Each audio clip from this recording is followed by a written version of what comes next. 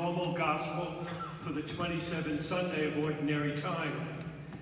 And it's quite coincidental, except with God, there is no coincidence. We listen to that gospel and we see what's happening in the gospel is Jesus is talking to these new leaders of the church. He's talking to the disciples, and he says to them that it would be better for you to drown than for you to lead one of these little ones away from the gospel. It reminds us of the call then, of the responsibility of what it means to be a Christian, and especially on a day like today, what it means to be a pastor. And we see that beautiful response from the disciples when they're aware of this tremendous responsibility. Increase my faith. How often we find our own selves and our own struggles in our lives saying to the Lord, increase my faith. The struggle or the anxiety of just having a child and knowing the responsibility of raising this new life and nurturing it. Lord, increase my faith. The struggles of a new job, right? Or a new relationship. Lord, increase my faith. And I come here in this beautiful, magnificent church, so humble to be asked to be the pastor of Blessed Sacrament.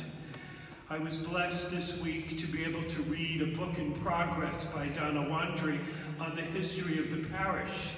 And I was so moved by some of the amazing people who have stood as pastor of Blessed Sacrament. We think of Matthew Taylor, who began this parish in a brick stable on 72nd Street and was pastor here for 27 years, died at the age of 61. And he was pastor, they had the mass in the stable, and then next door was a church, but they felt that the church was too small. Father Taylor began his ministry like Father Dufell in Sacred Heart Parish on 52nd Street. And he had this wonderful way about him. He had a great reputation. They said he was great with children, that he had great homilies. They said they were simple and direct. And I wonder, are those really kind of catchwords for fast? They said that at a time when Father Taylor was the pastor here, you might receive communion maybe once or twice a year. It was not something that people did frequently. And he was a proponent for frequent communion. He had such a love of the Blessed Sacrament, encouraging people to come and to receive the very body and blood of Jesus. When Archbishop Corrigan asked him to open this parish, he suggested that they name it St. Matthew's. And it was Father Matthew Taylor who said, no, Blessed Sacrament, out of his love for Blessed Sacrament. He was called the Vicar St. Vincent de Paul of his time in his outreach and his care for one another. And he was called a minister of love. And like Father O'Connor, he rejected that title of Monsignor because he said, my role as pastor is to be a father. And there's no greater title than Father Taylor. When Father died, he was replaced then by Thomas Meehan, and he had the vision. At that time, they felt the church next door was too small, and they decided to build a church here. And he had the vision for this magnificent cathedral-like structures. It was his plans that put together the designs for Blessed Sacrament Church, for the rectory, and for the school. And he was really worked hard at trying to make this a reality.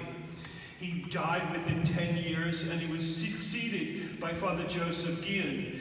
And he was a perfect follow-up, because as Father Meehan had the vision for the church, the rectory, and the school, it was Joseph Guillen who had the ability, who was a fighter, to make it possible.